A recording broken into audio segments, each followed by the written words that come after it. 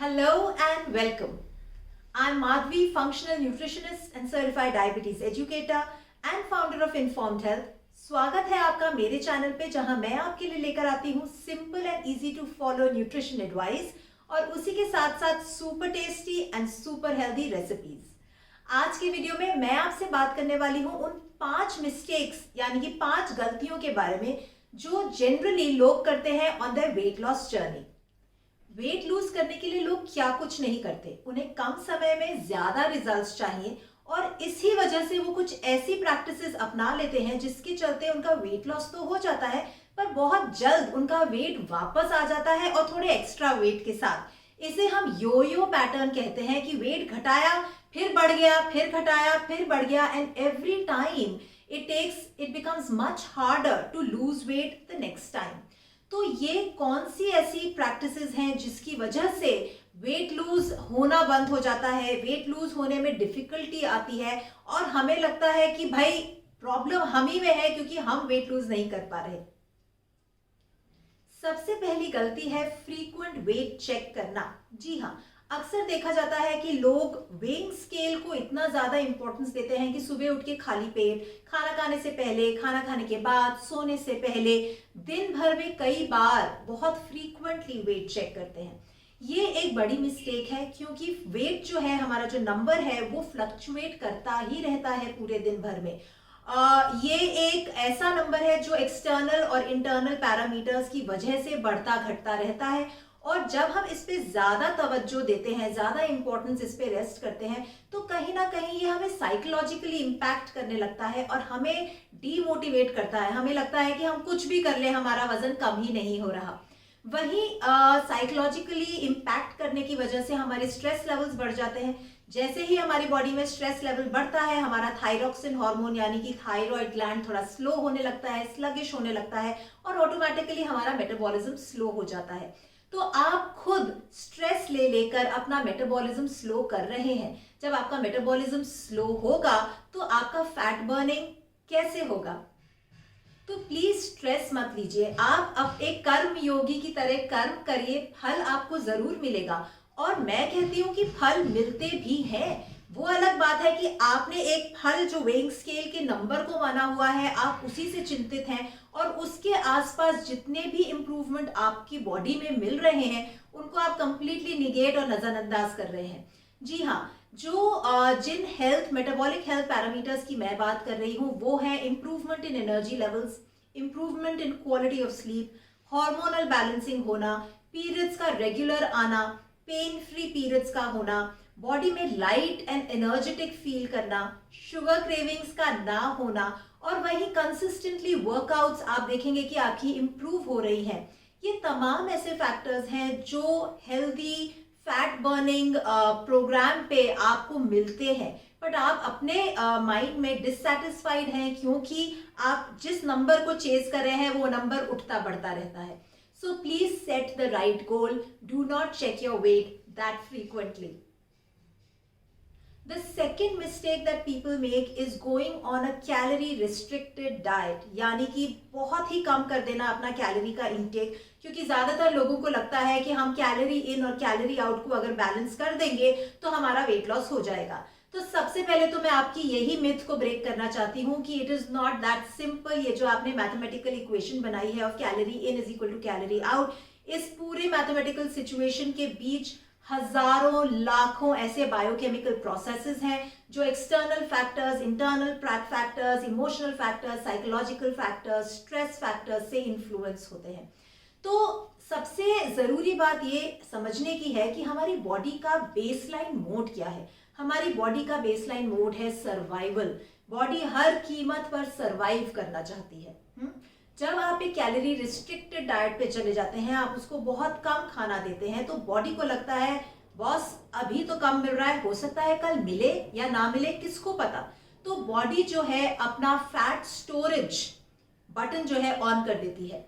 तो जैसे ही आप सोच रहे हैं कि कम खाने से आपका वेट लॉस होगा, पर जितना भी आप खा रहे हैं बॉडी उसी को स्टोर करती रहती है इन एंटिसिपेशन कि कल को अगर आपने खाना खाना ही बंद कर दिया तो उसको एनर्जी कहाँ से आएगी, वो सरवाइव कहाँ से करेगी। तो ये आप खुद गलत कर रहे हैं, क्योंकि instead of making the body a fat burning machine, आप उसको फैट स्टोरेज मशीन बना रहे हैं। क्योंकि फैट बर्निंग के लिए भी तो बॉडी को एनर्जी की जरूरत है। अगर आप एक कैलोरी रिस्ट्रिक्टेड डाइट पे चले जाएंगे तो फैट बर्निंग का प्रोसेस ही रुक जाएगा।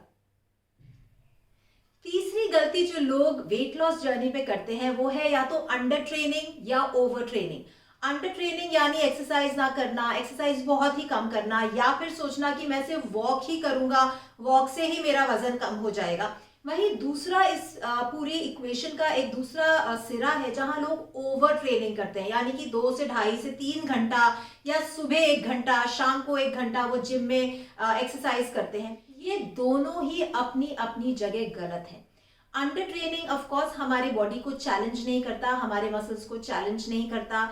एक्सरसाइज के जो 4 पैरामीटर्स हैं जिनके बारे में मैं अगले वीडियो में बात करने वाली हूँ, उनको ही मीट नहीं करता, जैसे कि strength, stamina, stability and stretch. ये सिर्फ वॉकिंग से नहीं मिल पाता। वहीं ओवर ट्रेनिंग करने से हमारे जो मसल्स हैं वो फटीग हो जाते हैं, वो रिकवर नहीं कर पाते और हमारी एक्सरसाइज परफॉर्मेंस धीरे धीरे धीरे स्लो होने लगती है। हम ऑप्टिमली वर्कआउट को एनहांस नहीं कर पाते और उस वजह से हमारी बॉडी जो है एक लो मेटाबॉलिज्म स्टेज में चली जाती है। तो इसीलिए आपको जरूरत है कि आप एक्सरसाइज करें about 150 minutes in a week. That's all that is required, उससे ज्यादा की जरूरत नहीं है। और उस एक्सरसाइज के दौरान आप जो 4 पैरामीटर्स हैं फिटनेस के, उनके ऊपर ध्यान दें। फोर्थ मिस्टेक जो लोग करते हैं वो है नॉट प्रायोरिटाइजिंग रिकवरी। जी हाँ, एक्सरसाइज कर ली, बस हो गया। This is where people go wrong.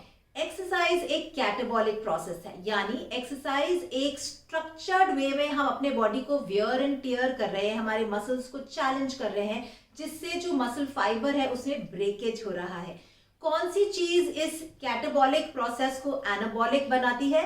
वो है हमारी डाइट। अब आपने पहले ही ये गलती की हुई है कि आप एक रिस्ट्रिक्टेड डाइट पर हैं, जिसकी वजह से आपकी बॉडी को वो तमाम मैक्रो और माइक्रो न्यूट्रिएंट्स सही मात्रा में नहीं मिल रहे हैं जो कि आपकी एक्सरसाइज को एनाबॉलिक बना पाए। और वहीं जो थर्ड मिसिंग लिंक है जिसके बारे में nobody seems to be talking, which is sleep.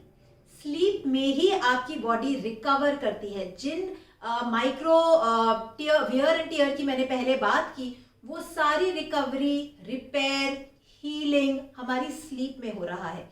तो अगर आपकी स्लीप कॉम्प्रोमाइज है, अगर आपकी स्लीप डिस्टर्ब है और अगर आपकी स्लीप सर्काडियन रिदम के हिसाब से नहीं है, तो ऑटोमेटिकली आपका वेट लॉस या फैट बर्निंग प्रोसेस जो है स्टॉल कर जाएगा।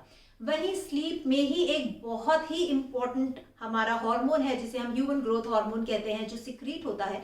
अगर आपकी बॉडी में ह्यूमन ग्रोथ हार्मोन ही कम है, आपकी muscle toning, building, strengthening, toning of the body होगा ही नहीं। तो अक्सर देखते हैं कि लोग सिर्फ अपने वेट लॉस के पूरे जर्नी में डाइट और एक्सरसाइज को ही पूरा वर्ल्ड मान लेते हैं और स्लीप को बिल्कुल समझते ही नहीं। पर this is the mistake, this is the missing link, जो कि आपके एक्सरसाइज को, आपके डाइट को टुगेदर फैट लॉस का रूप दे सकता है। The fifth mistake that people make is poor water intake. जी हाँ, डिहाइड्रेशन जो है as little as 1% can affect your fat burning। वो कैसे? Because dehydration lowers metabolism, it disrupts recovery, it hinders the transportation of nutrients to the cells and उसी के साथ साथ it hampers detoxification। ये चारों ही प्रोसेसेस बहुत ज्यादा इंपॉर्टेंट हैं। हमारा मेटाबॉलिज्म हाई होना चाहिए फॉर फैट बर्निंग, उसी के साथ साथ हमारी बॉडी की रिकवरी अच्छी होनी चाहिए from the workout that we are doing, जिसके बारे में मैंने अभी इससे पहले वाले पॉइंट में ही बात की। वहीं बॉडी के हर सेल तक भरपूर मात्रा में अच्छा न्यूट्रिशन पहुंचना चाहिए और हमारी बॉडी का क्लेंजिंग यानी डिटॉक्सिफिकेशन होना चाहिए। वाटर जो है इन चारों ही प्रोसेसेस का एक क्रूशियल एलिमेंट है। तो इन 5 गलतियों में से आप कौन सी गलती कर रहे हैं? नीचे कमेंट्स में लिख के मुझे जरूर बताइएगा। मेरे साथ जुड़े रहने के लिए मेरे चैनल को सब्सक्राइब कीजिए और मुझे इंस्टाग्राम पे फॉलो कीजिए। I will see you next week. Till then, eat well, live well, be healthy.